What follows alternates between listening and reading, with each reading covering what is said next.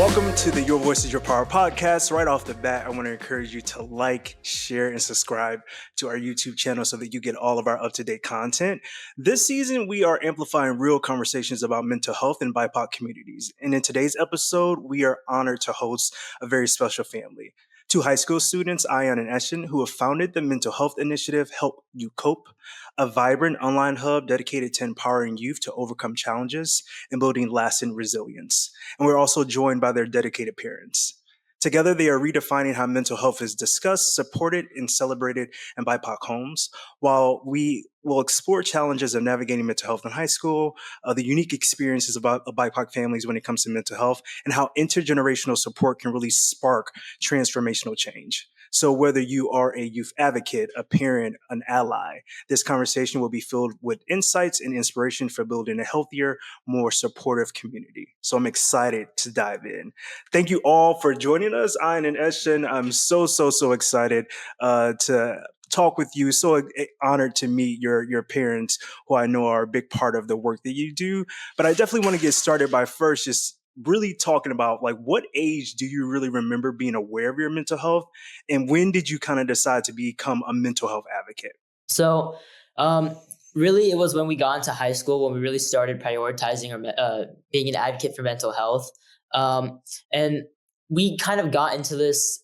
We kind of got into this space of advocating for mental health after there was this one moment that kind of hit us.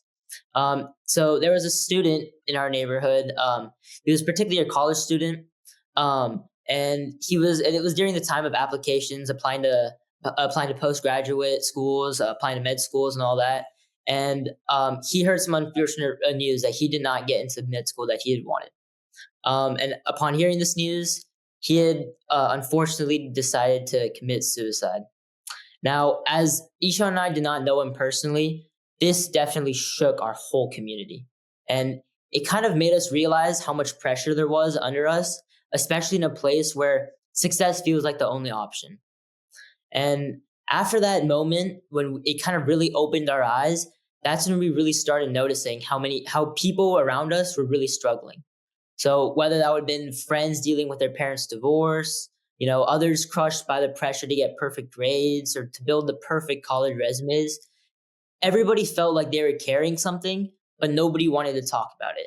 And in part of that, I thought that nobody really wanted to talk about it because there was a sense that you were considered weak by not talking about it.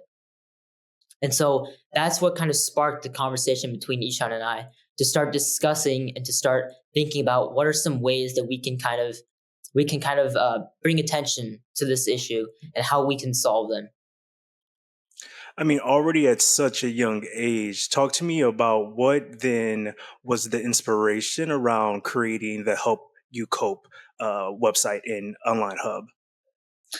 So initially, when we had started conversing about Help You Cope, it wasn't really supposed to be that big of an idea. In fact, at first, we kind of really just wanted a space where we could just have people to be they could be honest about what they were feeling, and we just wanted to create a space where people could talk to each other and be open about what they're feeling, and if needed, other people in the community could talk to them, almost kind of like an open discussion portal.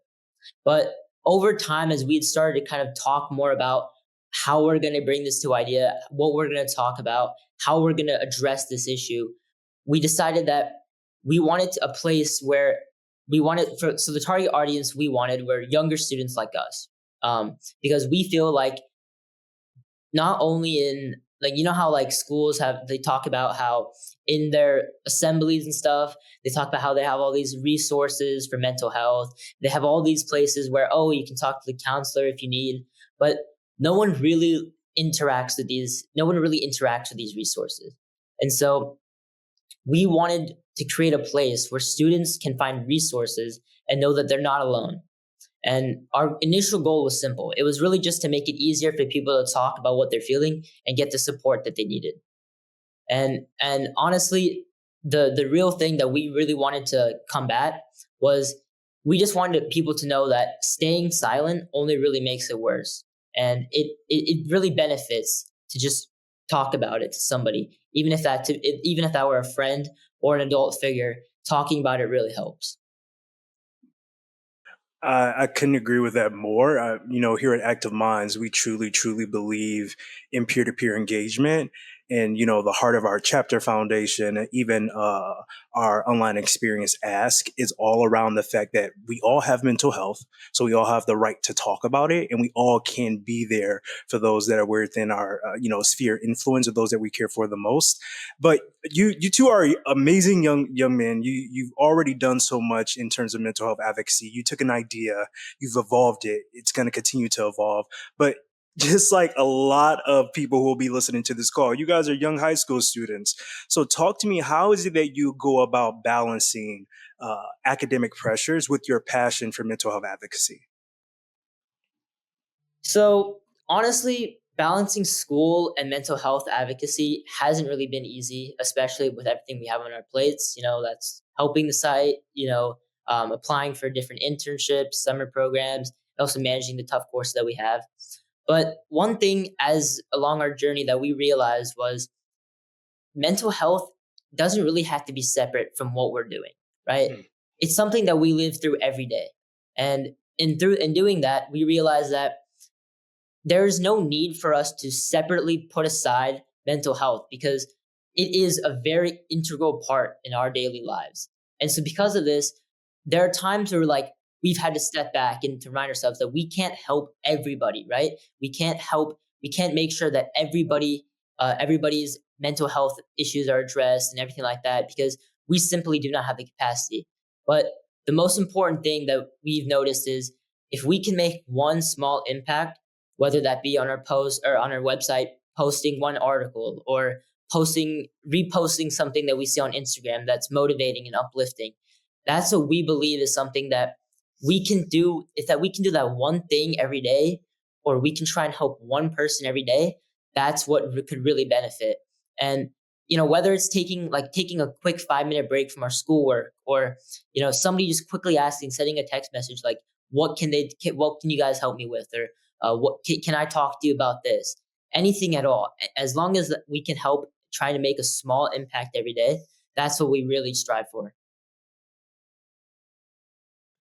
I mean, you just shared so many pieces of wisdom in that response. I think this idea of mental health doesn't have to be separate is very profound. And then really knowing your limitations and then being okay with that. Understanding that even though through this initiative, you won't be able to help everybody. So like the as a mental health advocate, you have to be consciously aware of your own capacity in order to truly be effective. So I really appreciate you sharing that. I'm curious, what, excuse me, I'm curious, what kind of feedback or impacts have you seen from your school and your community since you guys launched the initiative? So I'll take this question.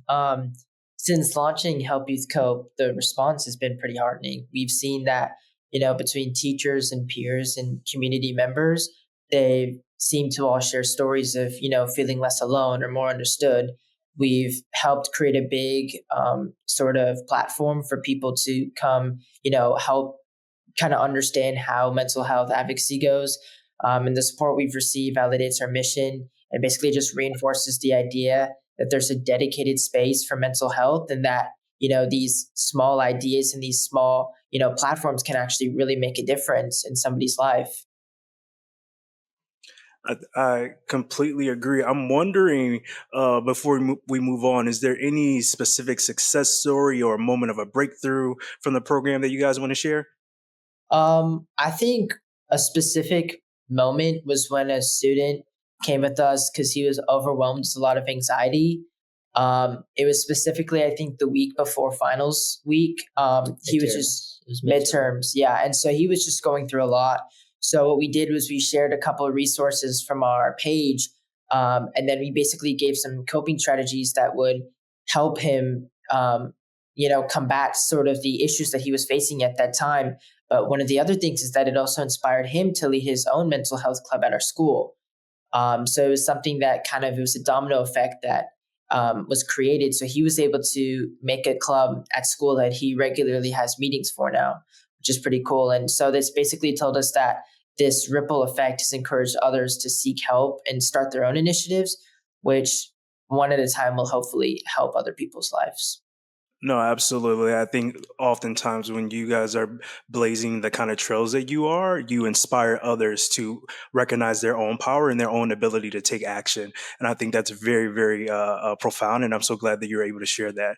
I'm curious, what practical advice would you guys give to other young people who want to start a similar mental health initiative within their school or within their community? So I'm gonna start first, and then I'll let him kind of talk a little bit more. But the biggest thing that we want to kind of stress is really we go through all this like school pressure, and we go through all these school like the amount of homework we have in a day, right?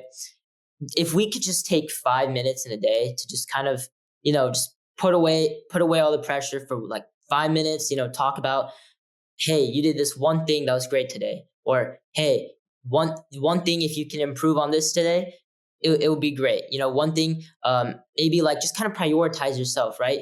What some people do is they meditate for 5 minutes. Really, they just kind of look at something peaceful outside. If there's anything at all that can just kind of like it doesn't really have to be big. It can be a small step. Even one small step in a day does make a big effect, and it can make a change. Um, some other things would be like I would say listening first, understanding like the needs of a community because once again, every community is not the same. So specifically for our community, we live in South Lake, Texas, and one of the things that we face is not a lot of people know about mental health and like mental health advocacy. So it'd be more of like learning the platform, the member platform, what type of people live in your community, what are their interests, what do they do, what do they like to do for fun. So that's something that's very important. Another thing that it would be like building a support network, so getting mentors and collaborate with like-minded peers, and have trusted adults be on your side. That would be a big part in creating your own initiative, because I feel like support goes a long way in terms of creating your own sort of advocacy project. And then another thing would be more of like starting small, because like he mentioned, small steps can lead to a big change.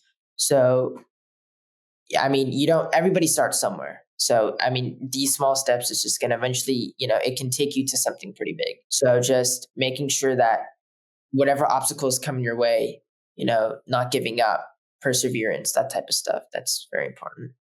No, absolutely. I think it ties along to exactly what I was going to say. I mean, you guys mentioned early on that when you really set out to take action, it wasn't around creating this website or creating this hub around helping you cope. It was just around doing something. But those small steps led to this initiative. And I'm pretty sure along the way, it's taken a lot of resilience. It will continue to take resilience as you guys are balancing your passion as a mental health advocate and all the pressures that come with being high school youths at this important time.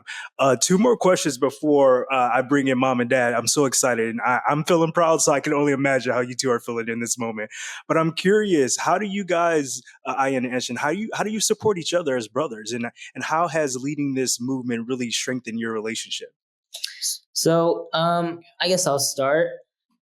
So, the typical brother duo, especially twin brothers, is there's competition between us. I'm not gonna lie. It's either who gets the higher grade on the test. Hey, I got a 98 on the quiz. What did you get? Right. And like we also play sports, tennis. It's like I won my match. Did you win yours? Like it's always, apart from the competitive side of us, there's also a part of us that's uplifting, right? Um, no matter what Ishan does, I always try my hardest to support him, right? Like, recently, apparently, so 6 months ago, I had gotten my license, right, and he had gotten his like a few weeks ago, and in him learning how to like drive and how to like navigate and do all this because it's completely new for him. I kind of had to like help him and support because there was points in times where he was like feeling stressed. He was scared. He was like, "Oh, I don't think I can do this." I'm scared. Like, what if I hit something? And in that scenario and in that time, I have to tell him like, "You got this. You can do it." It's always about upbringing him. It's always about lifting him up. Always encouraging him because it, thinking about it and being positive is what kind of actually leads to it, right? If you go into something and you're negative about it, saying, "Oh, you're not going to success. Oh, you're not going to do this." well, you can't really expect anything good out of it. And so that's why in our relationship, it's always about, apart from the competitive side, it's always about lifting each other up and kind of supporting each other in what we do.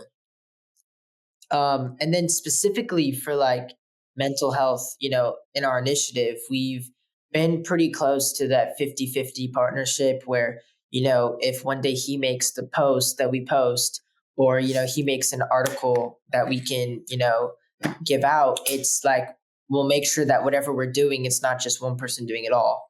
Right. So we've gotten this good balance of who does what. Some days he could be doing one thing, I could be doing the other thing. And it's just, we make sure that, we're bringing each other up, back to what he said. I really, really love that. I think this idea of healthy competition, I love that. I truly believe in healthy competition. And then this partnership, this 50-50, or, maybe it can't be 50-50, but as you're taking steps to be a mental health advocate, or as you are taking action, you want to bring in others into the fold. You don't want to be doing this work alone. It makes it more sustainable. You have people that you can check yourself with. You have people who you can check in with. So I appreciate you both sharing that. And you kind of got to my next question, just in wanting to know a little bit more outside of the mental health advocacy work. What do you guys do? What tell us a little bit more about you? Like I heard tennis, I heard several other things. Just what else do you guys do outside of being these amazing mental health advocates? So, like we've mentioned, yeah, we play tennis. We are on the varsity team for our school. So that takes a lot of time out of our day. We've been just trying to play on the lineup so that we're able to compete, for our school to, place in the state. So that's one thing that we do. We both are in these business challenges called BPA and DECA, Business Professionals of America. And I hold a regional president role. So I'm actually the regional president for our district. So I'm in charge of 25 schools. And basically just it's this business challenge that we, do competitions for. We have one coming up next week, actually. And so apart from that, what else? I am a pretty avid gym goer, right? I love going to the gym. And apart from that, I love finance, the stock market. It's really interesting to me. We also do have we are involved in an internship here with Charles Schwab. Look, it's a big finance company. Very happy that we're able to have it. And just a part of that, we also we work with the city of Southlake, our city. We work with the sort of administration that, is in charge of running our city. So we kind of work under them. They sort of mentor us with like how the city, spreads their funds out, or how they plan on budgeting and financing their next projects. So we've been working with them in a certain internship as well. So yeah. Very, very impressive. And I think one of my biggest takeaways to those who are listening is understanding that there are so many opportunities out there for young adults. You don't have to wait. You guys are still in high school, but you're doing so much already. And I think you're setting a great example to really turn ideas into action, turn passion into action. So, mom and dad, I definitely want to bring you guys into the conversation. I'm pretty sure there are a lot of people who are going to be listening to ask, what is the secret? Like, how do you ensure that you have amazing young men like Ayaan and Eshaan, and who are able to balance so many things, who are successful in so many different areas? But I first want to start by just allowing you guys to share a little bit about your family, and then I'll get into more specifics around how you guys support Ayaan and Eshaan. I'll take that part. We're a relatively small family. It's just the two boys and Minina and myself. We also buy have one get one free offer, and we were done. two boys. And honestly, I think part of taking on challenges came in when we had these two boys, because it was a time when we were swaddling, like changing diapers at the same time, feeding two boys at the same time. So we've gotten used to that, and then. Fast forward and look, these two guys are here. And then we bring a lot of male hormone in the house. Obviously, we've got to find enough outlets, we've got to do more creative stuff. But I think in all of this, I have to admit, there's one person who stands strong as a pillar to the family, and that's her. she basically encourages. She also helps find a path for them. You know, she will help create like a little dotted line, and then say, you know what, maybe you want to try doing this on this side. And that's how, they've been able to do a lot of things. I mean, they are stressed out many a times. Come home, I mean, what you're not hearing is the back end of things, and how sometimes it gets hard, because there's too many things to do at the same time, too many things lined up back to back. But I think there's a lot of compassion, a lot of patience mom brings that helps me and these two boys as well. Because I think this is when they even came in and mentioned that they wanted to do something like this. One of my first questions was, well, how are you going to balance all of this? You already have a lot on your plate. This is junior year, or at that point they were sophomore year finishing, getting into freshman year. And there was a lot to process. But that particular one incident that he talked about, the suicide case, we discussed as a family. It was like I said, it was shocking to the community. So we sat down, we discussed it out. We've had on and off, like they've had their peers, whether it's a family or a kid going through parents' divorce, a kid's going through, some sort of a stress. And we always talked about it that sometimes I think there are resources available. Resources have always been available, but what they lacked was the peer-to-peer contact. Right, most of them are mostly from a organization standpoint. So I think when we started talking, and this was one of the ideas that we shared for Health Youth Hope, was get to the peer-to-peer level instead of just having a big organization just telling what to do and who you should contact. I think talking down in the teen languages, and I think that's what they have gotten through their articles that there are on the site. They just are from a peer-to-peer perspective. They're easy to understand, simple articles, simple problems too. Day-to-day issues. How do I fit in?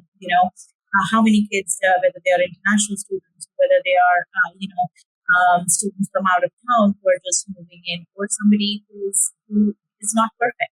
This town is all about perfect. As you can see, everybody is doing things. To fit in today's competitive world, every kid just tries to be better and better and better. So how do you fit in? How do you fit in with all of those? What are some challenges that these adolescents are facing, whether it's peer pressure, whether it is pressure of fitting in, whether it is, all these things, tennis, sports, who's our soccer player, there's so many different things, expectations from parents. We ourselves, we have an Indian background, so coming from an international background, we have a very different sense too on do this, doctors, engineers. The expectations are high from these kids these kids. So how do we navigate those kind of things? And so when we talked about it, we talked about how we can bring it down to the peer-to-peer level, which is what Health Youth Hope is. It's a peer-to-peer program. We wanted to just, and as the boys mentioned, they just wanted to get a feeling for it, just to start off with some basic articles. But then as they started doing that, and as they started getting more and more subscribers to their blog, more and more, inspirational quotes that they were doing on Instagram, and as they got some followers, they started realizing just to get them to be with the articles, with the information that they were providing, just to be there, have a help button, or now they probably will talk to it, but we are preparing an app for it too, which has a AI chatbot included in it with the wherein you can ask the chatbot for some daily questions, just like they do. Kids today's day are well versed with the chat GPT and they can ask all those questions. But what if I need to talk to a friend? What if I need to talk to somebody my age that I cannot talk to parents about, that I cannot talk to an adult about? I could be going through some issues that I'm either scared to share with my parents or scared to share with a counselor or a teacher, as they mentioned. Not everybody is using, not the kids are not using counselors in school because they're quite afraid. What if it gets back to my parents? What if they're my parents? So what if this happens? So talking to a peer almost seems like it's an easy mentor. Just having like a friend in your backpack. I want to tell my friend everything that I won't even tell my parents, right? What if I did that? What if addiction is a big thing too in today's day and age for kids, and it's real. So how to navigate some of those issues. So if we go through the articles, they're pretty normal day-to-day topics that they talk about, and we've done everything in our power to just encourage them and guide them the right way to say this is what will benefit you or how you can make a difference, and they're seeing that. slowly and steadily, of course, baby steps here.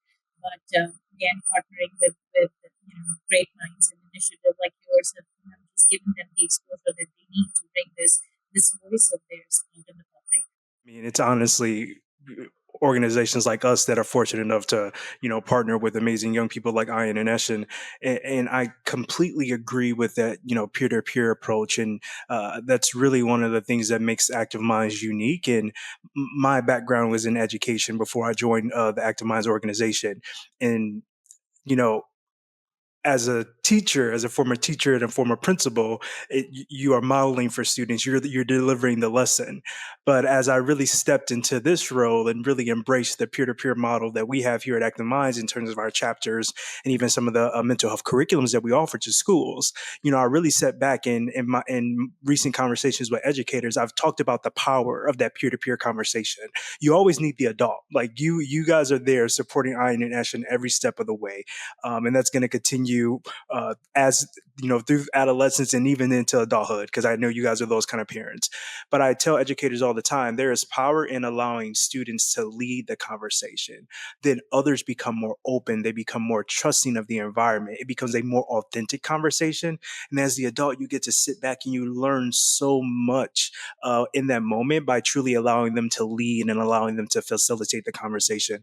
And you were truly reading some of the questions that I had in your opening answer, because one of the things that I was truly wondering was, well, how did you first react when they expressed an interest in this field and in this movement? And like you named, I love the fact that you were honest to say that there was some questioning, and that's what we do as parents. I have a young child as well, and so you question them to push them and to support them, not to be a barrier, but it is a matter of like, okay, let's make sure we're taking the right steps. Let's make sure we're balancing everything. And so I think that's one of the best ways that parents can really support their children in this, is being there to ask the right questions, being a thought partner and making sure that we're taking the right steps and taking the right kinds of action. And that we're also doing things that are within our realm of control. So even like you named, really helping them narrow the focus in terms of the initiative of Help You Cope. I'm really glad that you were able to share that. Here at Active Minds, we talk about youth champions. We talk about who are the trusted adults in our young adults' lives, the parents, the educators, so many others who fill that trusted adult role. How do we ensure that our young adults are coming to us both in crisis and in celebration? And I think in some of the things that you share, you are modeling some of those techniques. And I'm curious, how do you think your family's approach to mental health has evolved over time as you guys have really, supported Ayaan and Eshaan within this mental health movement? Um, I think I think from the time that they started to now, it has come a long way, and I would say we realized a lot of things as they started writing their articles. One of the key gentlemen, a city associate that we were talking about in the city, he was very impressed. He looked at the site and he was like, "Man, this is so professional. The kids are doing a great job." But one of the things that he did say is, "This does not replace, medical help. What if a kid does need medical help? How are you addressing that?" So those are the things that my boys would not know, right? So here's where the parents come in to actually guide them to say, let's have a disclaimer in place. Let's just put this, that this does not replace any of this. This is just purely information sake. If the kid really needs help, of course there are professionals doing that, right? There are therapists. If you really need somebody's really struggling and you see somebody really struggling, that's not an advice that you can provide. Just ask them to go ahead and contact somebody. So it has been an evolvement on our side too, because mental health topics are very, very delicate to handle them. A kid could be going through very serious issues too. So just navigating some of those, and yes, peer-to-peers can definitely help to say, what's the new fashion? How do I fit in? Those kind of stuff, or, be yourself, be unique. Those kind of things, yes, you can deal with it. But anything that is even higher than that, or any topic that is sensitive to certain audiences, or is really affecting them or their health, then I always tell the kids, always have the statement, please go ahead, and this does not replace medical advice, or at the same time, just see a professional. This is just a peer-to-peer happy kind of a network. We are just to support each other, to say you're not alone, and we are there to help you. So we are there to listen to you, give you your listening ear. I think that is the main purpose of Help You Cope. It's not by any means trying to change?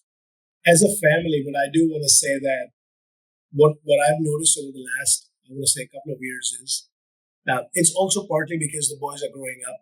They're more mature than before. We end up talking about a lot of things, even as individuals. We share our thoughts from the entire day.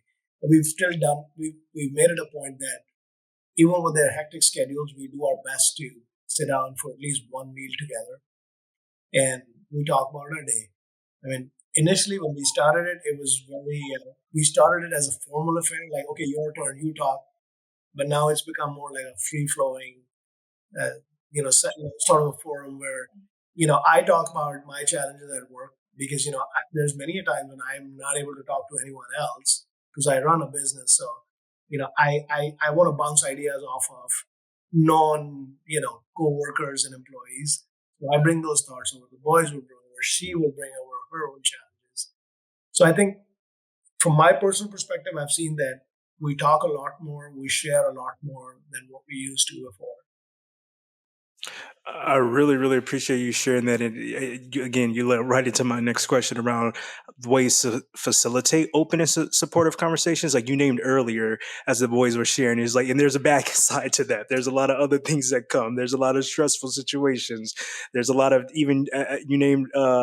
Earlier, as we were preparing for the call, like the idea of balancing multiple opportunities in the schedule and things like that. And I think to your point around just creating that space. So whether or not we're just committing to one meal a week, whether or not we are committing to sit down to watch a show, and either before that show or after that show, we're, to your point, having a conversation in which we all can just basically share about our day.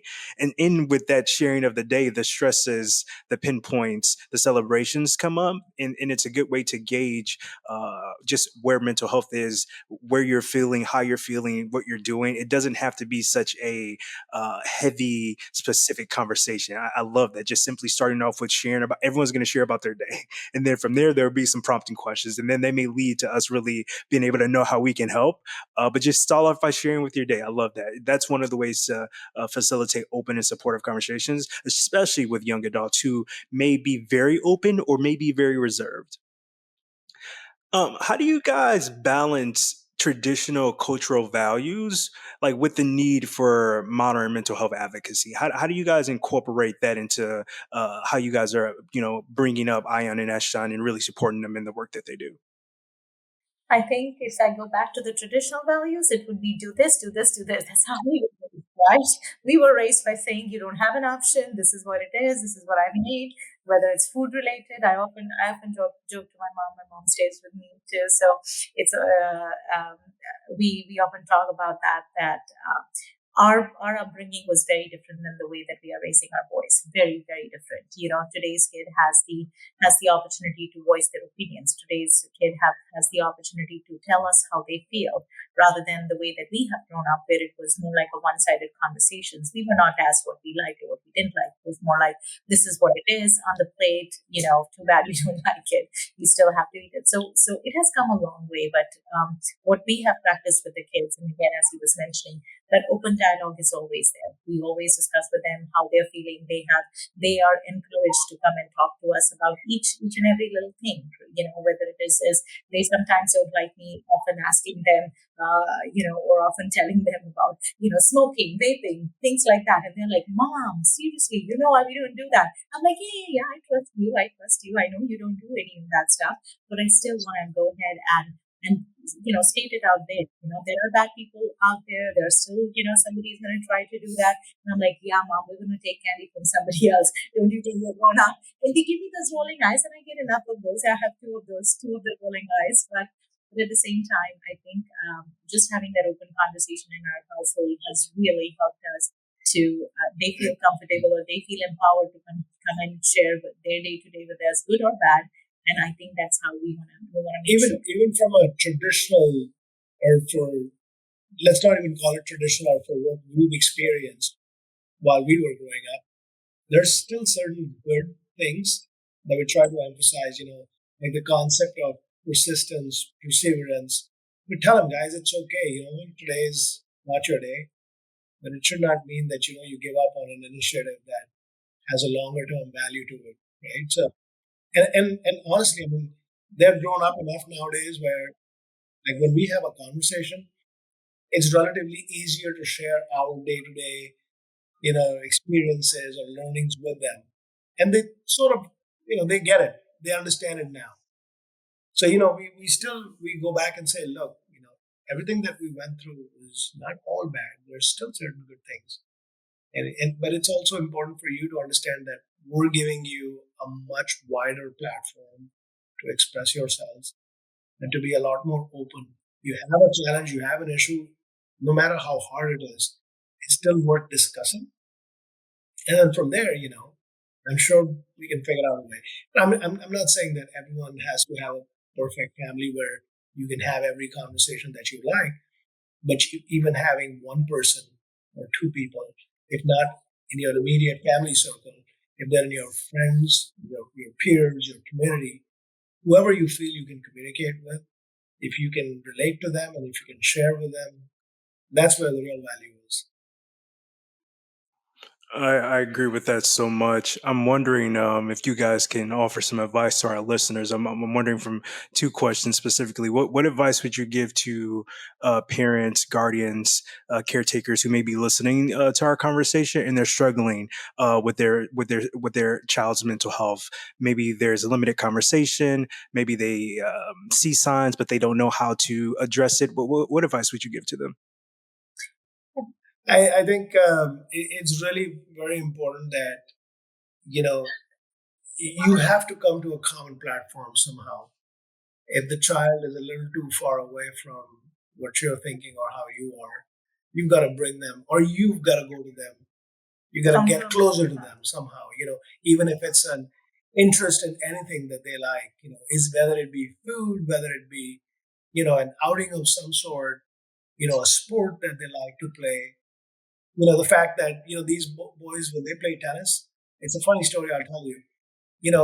They're both sort of crazy in that sense that each one of them wants at least one parent watching them when they're playing a tournament, right? So we're usually we get split up.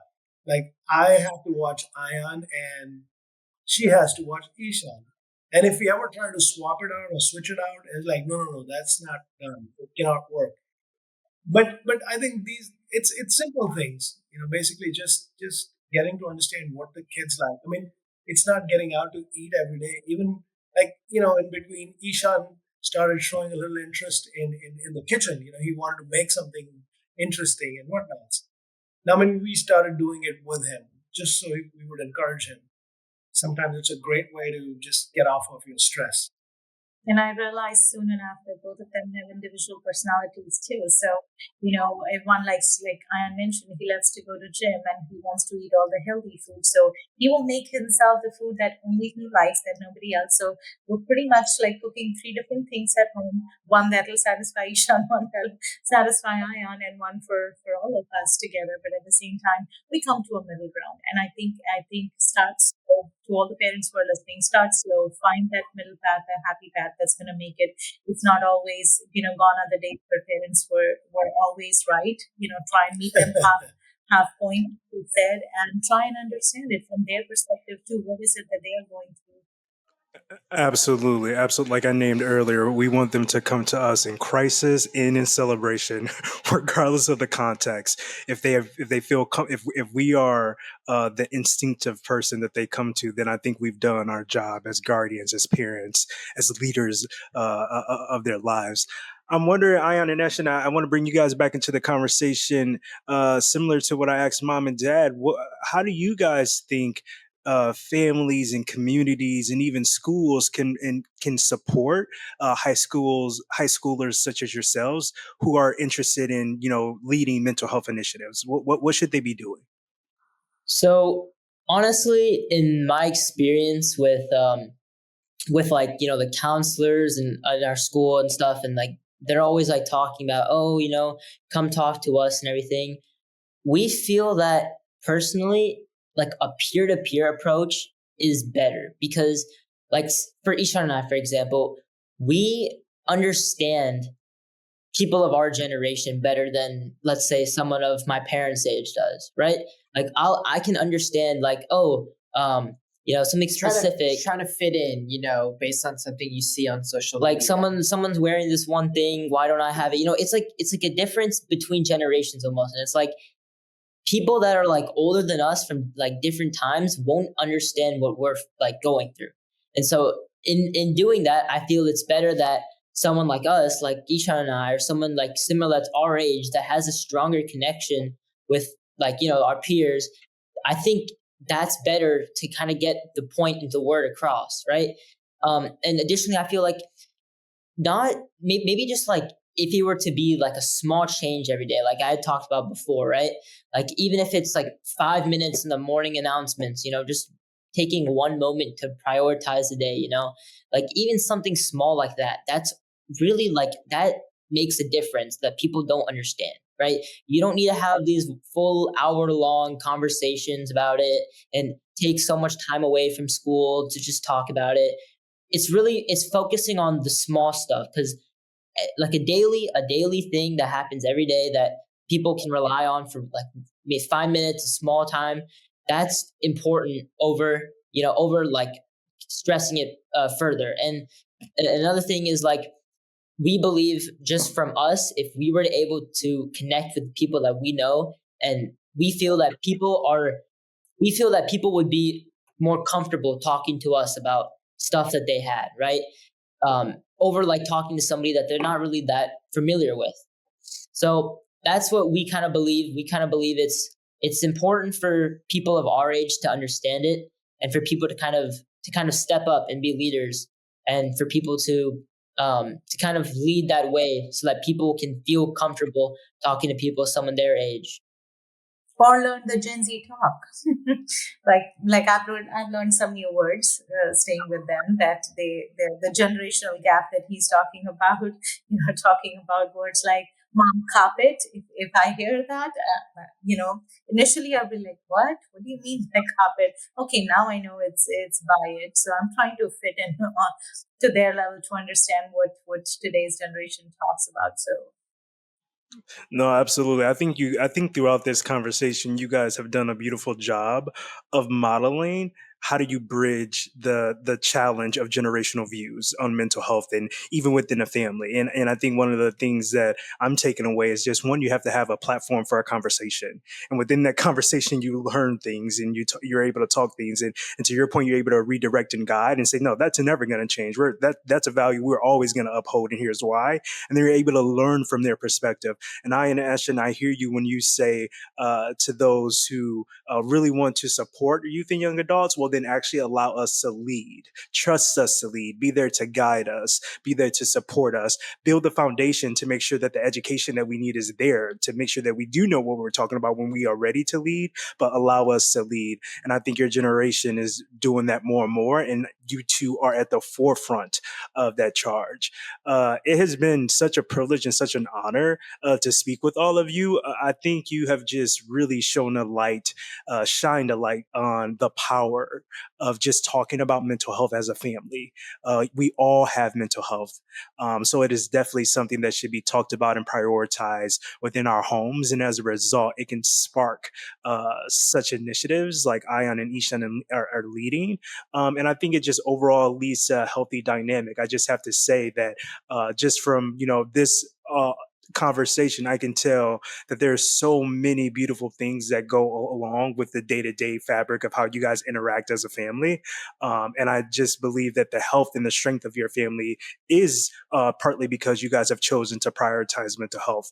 So to those who are listening and to those who are watching, let this just be a model of what it looks like to really take control of mental health and prioritize it the same way we prioritize our physical health and the overall health of our families and our youth and young adults. Ayaan and Eshaan, it is such a pleasure to speak with you. I'm so excited.